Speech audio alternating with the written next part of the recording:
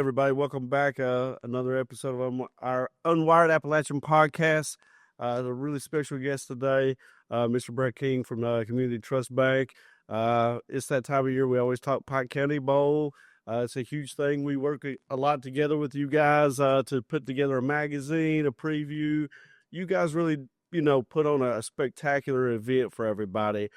Brett, just kind of tell everybody, your involvement with the Pike County Bowl, how long you've kind of been doing it, and, all the things that's going on with Community Trust, because the Pike County Bowl, everybody knows, is one of the top bowls in the state. Randy, good to be here. I appreciate you having us. Of course, this is the 40th version, 40th year of the Pike County Bowl. I think it's the second longest running bowl in the state of Kentucky. Yeah. And, of course, we think it's the best bowl in the state of Kentucky.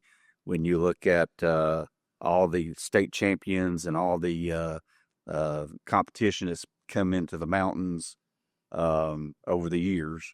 But very delighted again to be a part of it. I now chair the Pike County Bowl Committee. I've been doing that for the last couple of years, been involved with the bowl for probably the last 20, 25 years or so. But been a great experience for me. Got to meet a lot of great athletes and coaches over the years.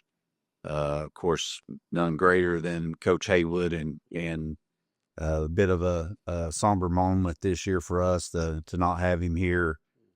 Certainly will be a lot different. Yeah, and speaking of that, that's one thing that we have to talk about, the impact Coach Haywood had on this bowl over the years. It seems like he is Mr. Pike County Bowl. He's been there from the beginning. He helped Belfry bring in some outside teams with the help of you guys. Really got them on that state level, them along with Pikeville.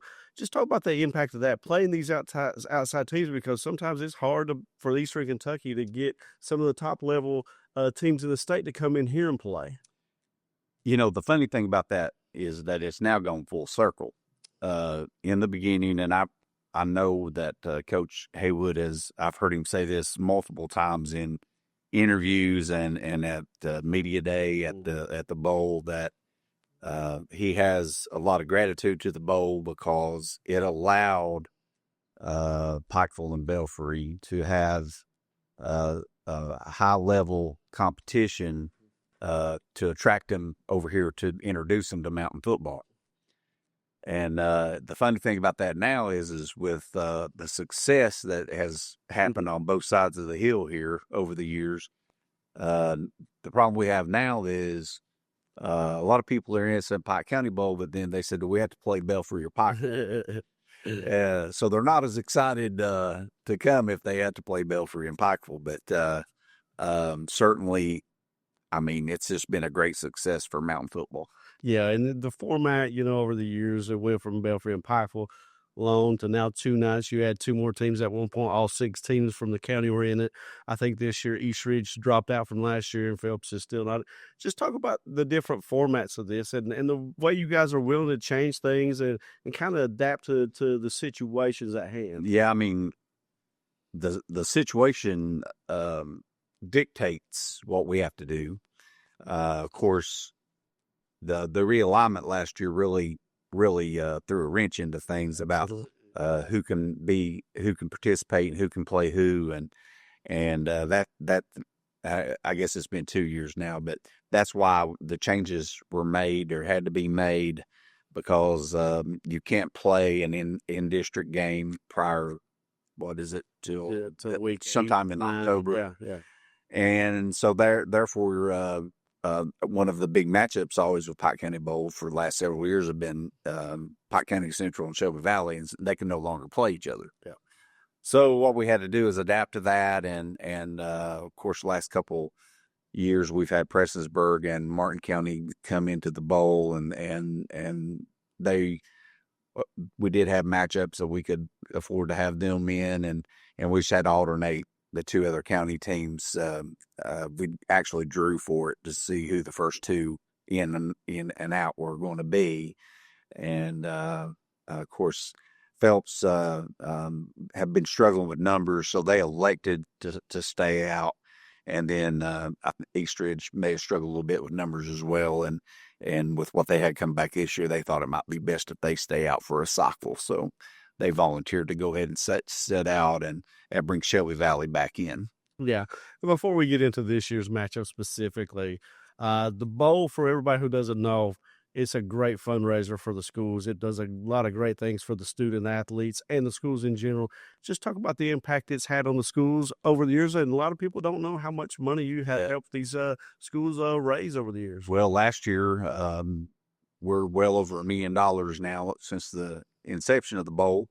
And so a lot of schools, especially your small schools, depend greatly on the proceeds they get from the bowl to basically be able to operate not just football, but some of their other non-revenue sports as well to help contribute to that. So we're just thankful, to be a part of that and to be able to give back to several student athletes in the county over there, and that we've been able to do that over the years. Yeah, and before we get into this year's matchups again, just kind of talk about, it seems like everybody wants to play in this bowl. Even the outside teams, once they play in it, it's almost like a playoff game week 2, or some years it's been week 1, whatever week it is. But so early in the season, just talk about that atmosphere that you guys, it's kind of created itself with the matchups because there's so much excitement.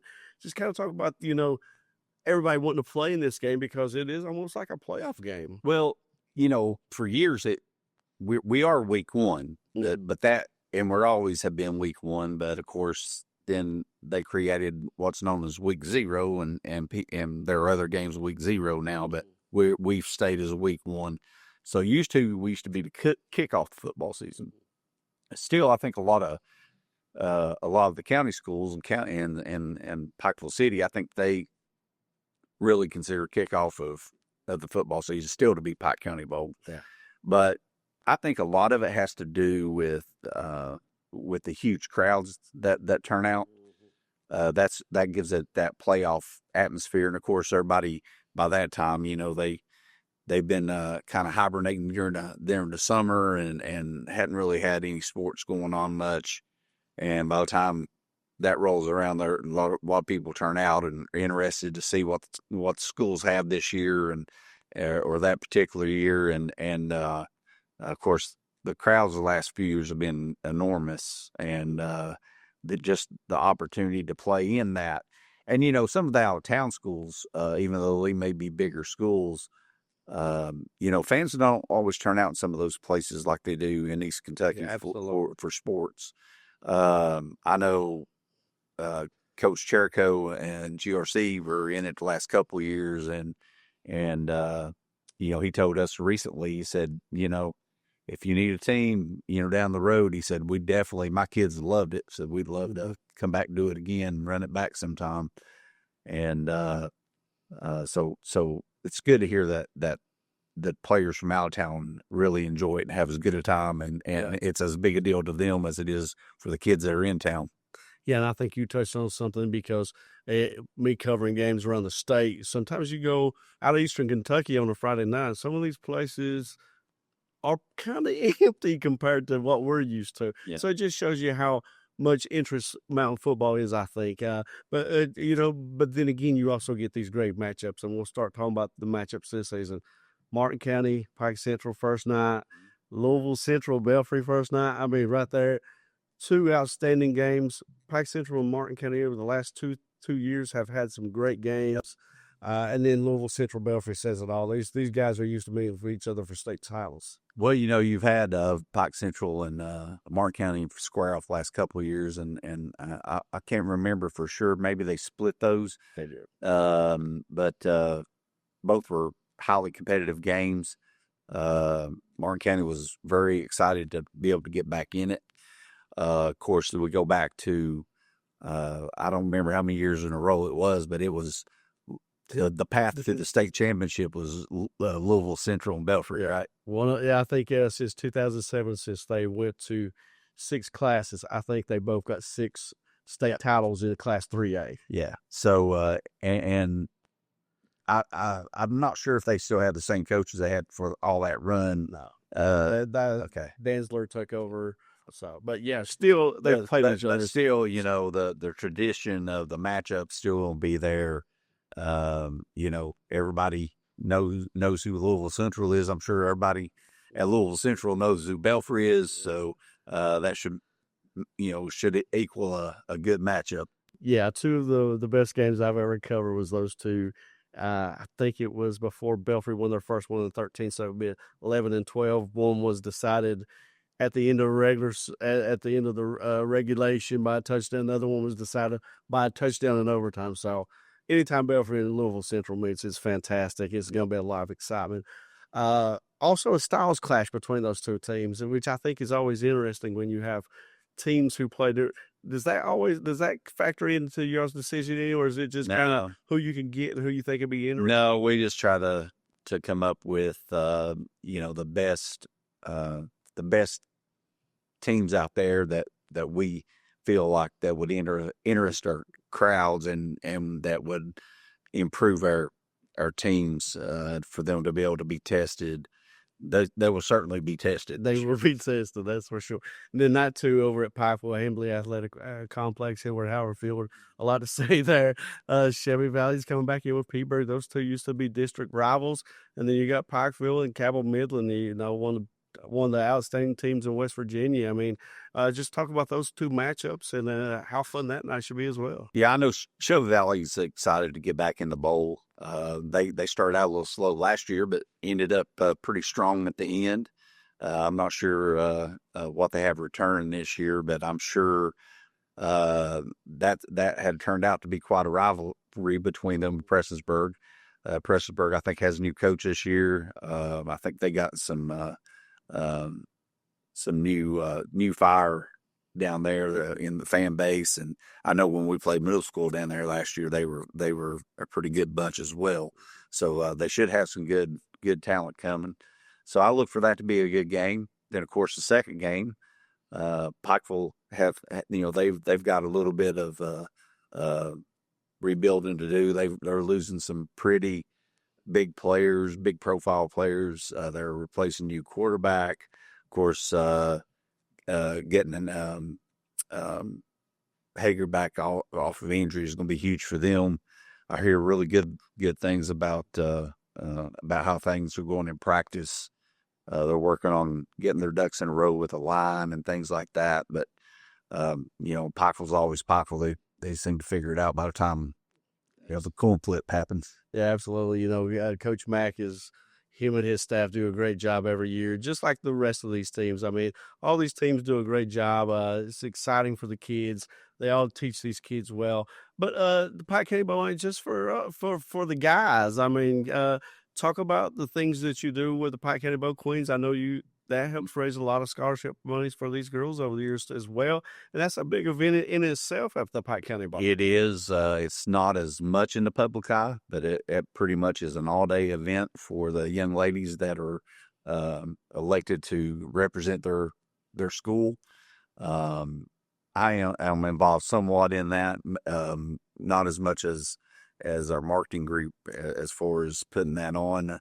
But we have we start off the day on Saturday with a luncheon, a great luncheon, with all the girls and all the judges and the primary bowl folks, and just it's a very relaxed atmosphere. We have a nice lunch, kind of in a round table kind of setting, and everybody chats, gets to know each other because we want to be comfortable and have a good time. Then after lunch, the girls go and change into their interview attire, and each of them get interviewed. As they stay together and as they're interviewed, they go back to a different room because they can't talk to each other. They don't want the ones that were just interviewed to talk to the others, so that there's no, everybody's on even ground. But that lasts for the afternoon for a couple hours. Once that's complete, they go out, they practice their run through on the field on where they go and what they do and all those things. And by the time they get done with all that, it's game time. But, that's a highly competitive competition itself. The Bowl Queen is, it's for scholarship dollars. it's been very successful over the years, and all those young ladies, very a very large number of them are have come back and just years later, even if you see them somewhere, we'll bring it up and say what a positive experience it was. Yeah, I always think that's a cool thing about the bowl as well. It's not just 2 football games, but you're also helping some outstanding students earn some extra scholarship money. Also, one of the things I wanted to ask you about is your all's promotion. You partner with WYMT for this. I think that's a brilliant move involving all the media in the area and getting all this promotion you can. Just talk about that and how that really shines a spotlight on these kids. Yeah, I'm not sure what year that came about. That was just before my time, but it has worked out really well. They of course stream the games and people can watch them live that live away from here now that still have an interest in the bowl, and they promote it, on their programming, and it's just been a really good partnership over the years to be able to promote the bowl and let more people know about it. Yeah, and anything else you want to add about this year's bowl? I think we've touched on a lot of stuff. It should be a fun night. Want to touch on anything else? Well, we mentioned briefly Coach Haywood, and he is the bowl legend this year, as many people would expect. And that presentation is usually done on Saturday night in Pikeville, but of course, it being Coach Haywood, that'll be done on his field, absolutely, at Belfry. So just let people know about that are interested. Yeah, and speaking of Coach Haywood, we kind of do the magazine that you all give out at the game. So we're going to try to, I don't know if it's a secret or not, but we're going to try to honor him with our cover this year. So we always put a lot of work into our cover to try to make it special. I think we would be remiss if we didn't have him on there somewhere. I agree. So, okay, again, for everybody who doesn't know, game start Friday, August 29th, 6:05. 6:05 p.m. tentative time. Hopefully, it's not as hot as it is right now. 8:35 on the second. 8:35 second one. Same thing Saturday night, right? So Friday, August 29th at Belfry. Saturday, August 30th at Pikeville. Hopefully, we see everybody there. It should be a fun matchup. Anything else you want to add? Nope. We're just looking forward to it. We thank you guys for all the support, all the help over the years in promoting it. It's been a great partnership with you as well. I appreciate that so much. For Randy White, Brett Keene, Corey Vance behind the scenes, everybody tune in next week or whenever this is out. Thanks so much.